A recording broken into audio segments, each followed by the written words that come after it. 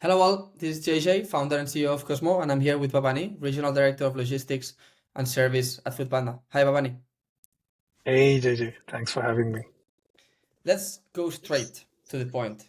You're now running logistics and service regionally for foodpanda in Asia, but now you've been working for super long. Can you just give us a quick intro into who are you, how everything started, how you got to where you are, and then we just go from here.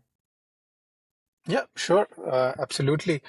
Um, I come from a very engineering plus business educational background, and my first job was more into automation. And after which I moved into Amazon, and I was there in the fulfillment side of things. And I think that's exactly where we also came in touch back in 2018. And then at Amazon, that point in time, I found out that fulfillment is such a small part of the overall last mile experience. It is not part of last mile, but as a percentage of the total cost is such a small part. And the bigger beast out there is last mile. That's where even big companies like Amazon at that point in time, they were trying to figure it out. That's when I reached out to you. And I think we had a role available in Thailand, and I was quite excited to become the head of logistics for foodpanda Thailand, and then the rest is history. I've been in foodpanda for the last 5 years in the space of logistics in on the countryside, in taking care of on-ground operations, very executional, very operational, and very recently as well in the last 2 to 3 years, moved over to the regional side, leading logistics and service in my newest stint in foodpanda. Yeah. So the actually the story on how you joined Foodpanda is a bit funny. We don't need to go into details, but we were in touch with Bhavani and also Alex Felde, the managing director of Thailand at the time. We did the process and yeah, let's say that Alex Felde pushed a lot to get you, and then yeah, you were one of the most successful ops directors of Foodpanda Asia. Well, I also enjoyed speaking to Alex much more than I enjoyed speaking to you at that point in time. It felt like, working with Alex would be a better fit. Okay, And I I take really that. think it was the right decision. Okay, okay, I take that. But then, so much for this. Let's go into on-demand delivery. So Foodpanda is on-demand delivery, same as in the US. You have Uber Eats, DoorDash. In Asia, you also guys compete with Grab. In Europe, you have different players like Glovo, Just Eat, Deliveroo. So Foodpanda is the brand within delivery here that mainly focuses on Asia, which is, if I'm not wrong, 12 markets. Maybe you can, or 12 markets, yeah. In Asia, Uh, we have 12 markets. In APAC, we have 11 markets. Under 11 markets. Foodpanda, we have 11 So markets. Yeah, from Pakistan all the way to Taiwan, going through Bangladesh, Thailand, correct. Malaysia, Singapore, and more. Yeah.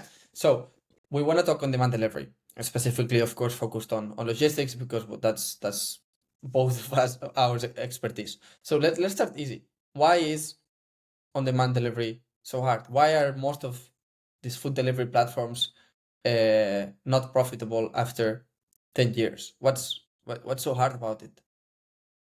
Let's start from the on-demand space, right?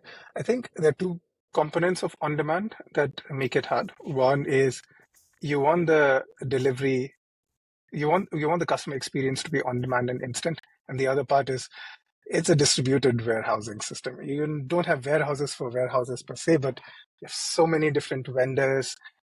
Your riders are all over the place, and then you need to connect the rider to the order in such a way that okay, it arrives on time. You're not delivering like Amazon from one warehouse to multiple locations, and then you're delivering on a day's time period. You want to be on the minute, and that makes it really difficult. It's not super easy to manage.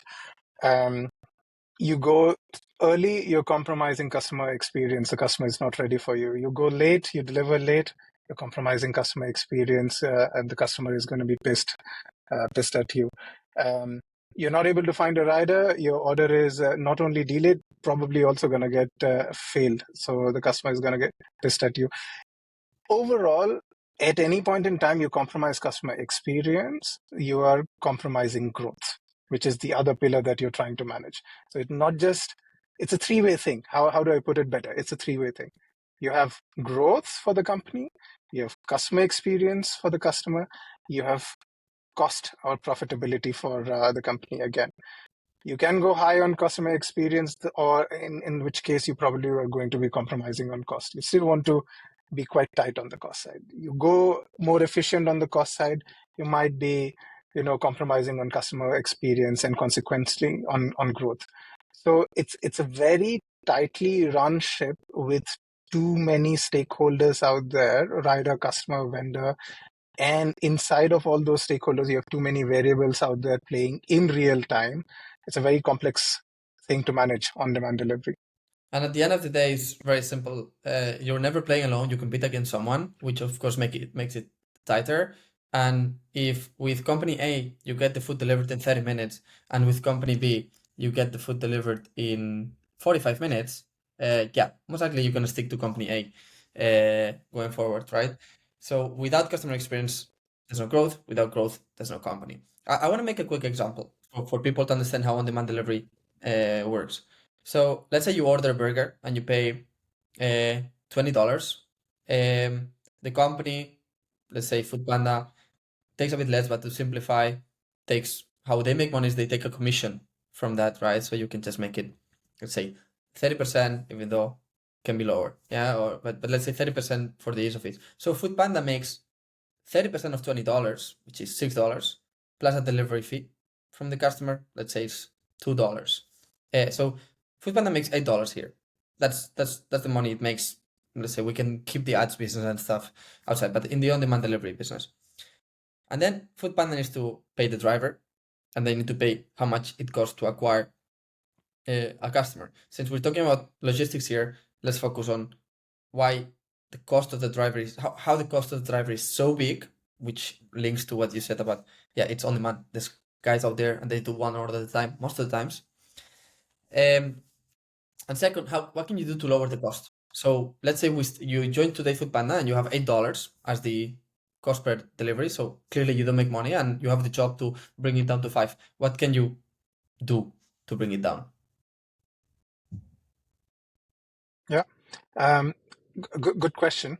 So I think we can start with the premise that your unit margins, unit economics are quite thin. The margins are quite thin, and whatever you want to do is on the logistics side, which is probably the biggest cost on any of our P&Ls.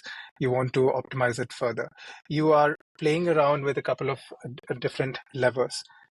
One of the biggest lever is not all customers appreciate speed the same way. So who are some of the customers that you could actually compromise the speed on? Who are the other customers who you want to actually go deliver a bit faster? How do you route the deliveries? How do you so this is where routing comes into place. But then going a bit further, you are also thinking about, can you dispatch the riders in such a way that when you're picking up the orders from the vendors, the rider picks up not just one order, but then picks up a couple of orders and then goes on a milk run approach from there. So that's another way you actually start um, assigning the riders to the orders that way that you increase efficiency. At the end of the day, whatever you're trying to do through dispatching, through routing, everything, you're basically trying to increase the number of orders that a rider delivers an hour. The more the number of orders that the rider delivers an hour, you could really reduce the amount of money that you're paying to the rider per order. The more that you reduce the amount of money that you're paying to the rider per order, your unit margins improves. Basically, I think that's the crux of it all. And then there is a lot of technicalities behind the scenes that allow us to do so. I think a very easy way to see what Bhavani is saying here is like a driver wants to get paid $10 an hour. So if the driver can only do one order an hour, then you'll have to pay $10 for an order. But if you manage with whatever you want to do for the driver to do 2 orders in 1 hour, then you suddenly can pay him $5 per order, right? Because then he will make $10 per hour. And this leads me to I think the most interesting thing, because when I was back in Foodpanda, most likely you compare cities, you compare countries, and you think, hey, how can it be that the team in this city we think it's better and is doing the right things, while in the team of that other city might not be managing this the best way, in our opinion. It's not the most optimized way, but this other city that is less optimized has higher, we call, utilization rate, no? The drivers do more orders per hour. And there's a very important component, which is density and structure of the city, right? I mean, there are cities in which they're very dense, so the average distance is, let's say, 1 kilometer to delivery, while other cities, they are a bit more, they're harder, let's say, like Manila could be, for example, right? And yeah, the distances can be, let's say, 3 kilometers, right? So here we go to the importance of density that is, let's not say it's fully uncontrollable, but you can do things to improve it. But it's a very big variable in delivery, let's say, right? Of course, that is one big variable. The other big variables are also um, the, the cuisine type. I mean, if your vendor is preparing a cuisine that takes 30 minutes and you so that is something which is going to take you a longer time. And the other factor is what vehicle type your riders are using. A walker for a shorter distance may not be as fast as a motorcycle for a shorter distance, so on and so forth. So you're right, there are 100 different factors in play, but the infrastructure of the city is definitely one. Infrastructure added with the density of order are the two factors that allow for higher utilization or lower utilization. Yeah. So this links a bit to technology, right? You guys have hundreds of thousands of drivers. Overall, there's most likely millions of food delivery or slash gig economy drivers in Southeast Asia. You're onboarding thousands of drivers per week in all your markets. I mean, how do you manage to onboard and to manage and uh, hundreds of thousands of drivers? Like it's something that it's very hard to believe that it's doable without an army of people, basically. Yeah. And we don't have an army of people doing it, but we still are able to do it. I think the biggest part out there are the tools that we are using on the recruitment side of the riders. The tools allow us here to generate leads, reach out to the right demographic of the riders, um, show the right pitch to them, why it is a great supplemental or main income to the riders, depending on different countries, their different messaging. For example, if you go to Pakistan or Bangladesh or even Malaysia, I was in Thailand, the riders think of this job as pretty much a full-time job. However, if you go to countries like Singapore, the pitch needs to be a bit different. And you're pitching the rider job to them as a supplemental income. So the pitch needs to be right. It needs to be targeted to the right demographic. You generate the leads, and then we have an entire in-app recruitment flow that allows for riders to fill in their details without any frills, where we don't really want to collect a lot of information. We just want some of the key, personal details. After which we send them certain quizzes after they go through the video training of how to become a rider with us. We send them the rider equipment, which is critical to our branding and also to the customer experience of delivering the food to the customer. And the entire time from an application to starting to deliver orders could be as low as just one day. You can just go ahead and get started. So that part of generating the leads through the right pitch and having the technology in place to process that lead in a very automated fashion, filtering through the eligible riders and not eligible riders, and then getting the eligible riders on the road through a rider app, which they have gotten already trained on.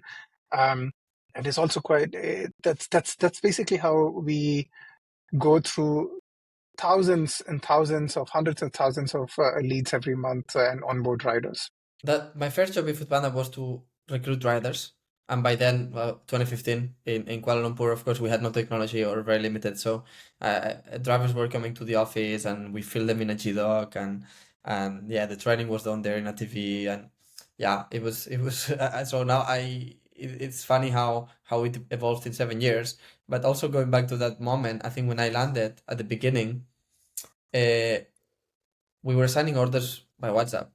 So basically, an order came in from a customer, then we dropped it in a group of WhatsApp, and a driver would say, "Ah, I take that," and then he would just go. We had no clue about where he was, and basically the vendor would also tell us when the order was ready via WhatsApp, right? So yeah, as you can imagine, that couldn't be scaled. How does it work now? When an order gets in, how does the order go to a driver? How do you know that the driver is at the right place? What's the right driver to deliver the order? How is this automated now? How does it work? Yes, thank God it is automated. I could not imagine managing so many orders through WhatsApp. Um, I think we do have a very sophisticated dispatching algorithm in place, and the algorithm is responsible to find the right rider to be associated with an order. And there are so many details around the order, right? Some of the important details are what is the promised delivery time to a customer, which is what has been promised to a customer. What's the customer location? What's the vendor um, location? How many orders are going on with that vendor at that particular point in time?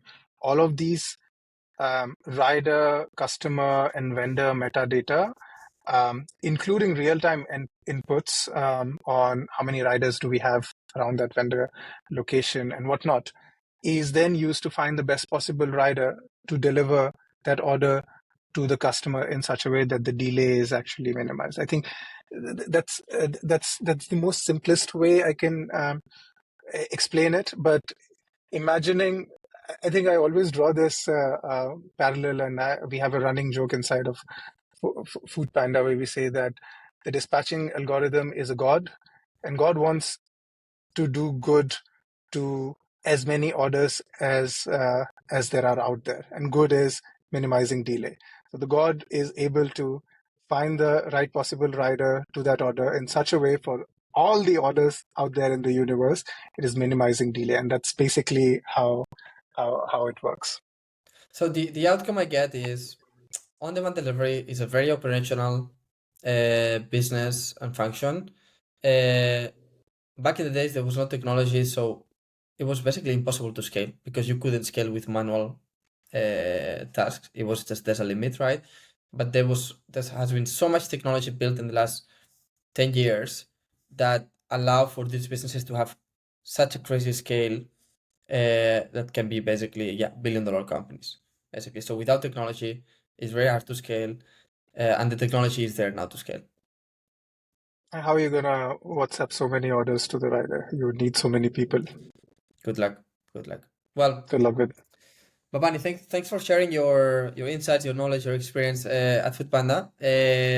You're the first guest in this series of chats about logistics and delivery.